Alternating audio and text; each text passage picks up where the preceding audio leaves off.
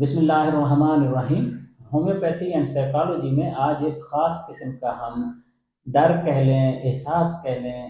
Discuss کر رہے ہیں۔ بالعموم تو یہ بزرگوں میں ہوتا ہے، وہ فکر کرتے ہیں کہ ہم کسی کے اوپر برڈن نہ ہوں۔ یعنی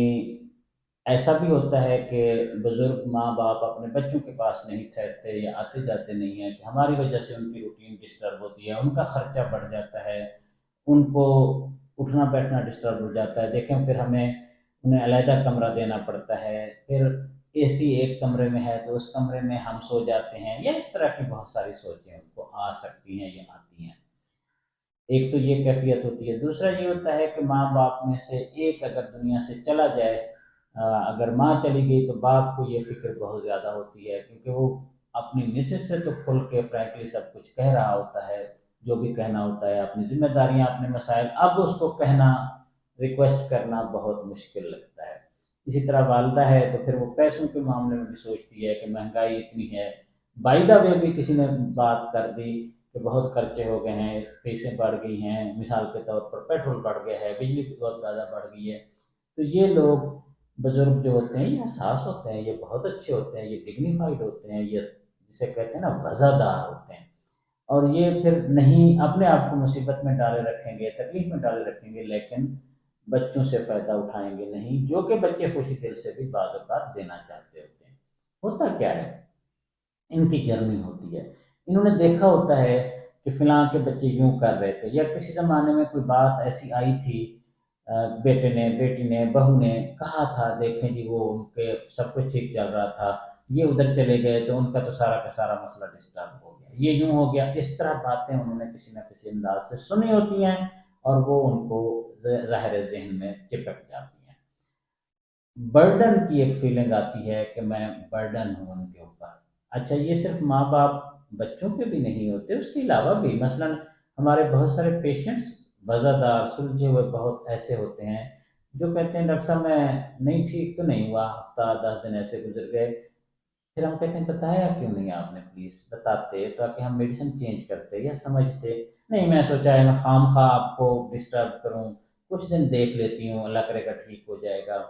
تو یہ ایسے لوگ ہمیں علاج کے دوران ایسی کسی کیفیت سے یہ بتاتے ہیں کہ وہ کسی کے اوپر برڈن نہیں بننا چاہتے،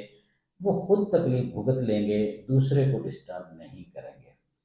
ان کے مسائل میں عام طور پر کیفیات میں پیٹ کی خرابی ہونے کا امکان ہوتا ہے۔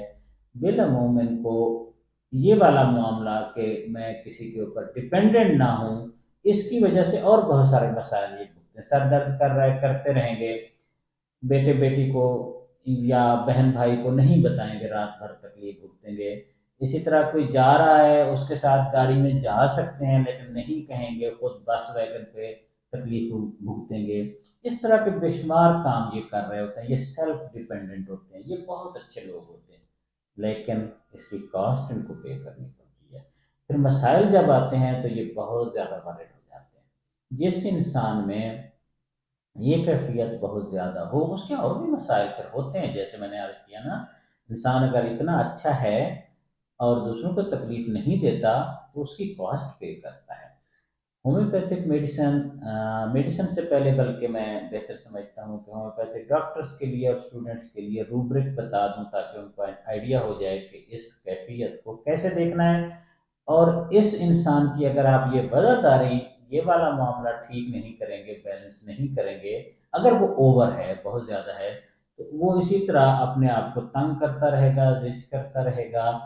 کرتی رہے گی، آپ کو بھی علامات پوری نہیں دے گی، بچوں کو بھی اپنے مسائل صحیح طریقے سے نہیں بتا پائے گی، نہیں بتا پائے گا، جس سے اس کی صحت مزید خراب ہونے کا امکان ہے۔ لٹریچر میں آیا ہے، یہ مائنڈ چیپٹر میں ہے، مائنڈ چیپٹر کے اندر ہے فیئر، فیئر کے اندر ہے برڈن آف بیکمنگ آف۔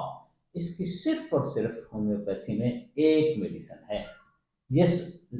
روبرک علامت کے ساتھ صرف ایک میڈیسن ملے، اس کا کنفرم ہوتا ہے کہ وہ بہترین کام کرے گی۔ ریفنس ہومیوپیتھک میڈیسن 200 پوٹنسی میں 10 قطرے صبح، 10 قطرے رات، 12-14 دن دینے سے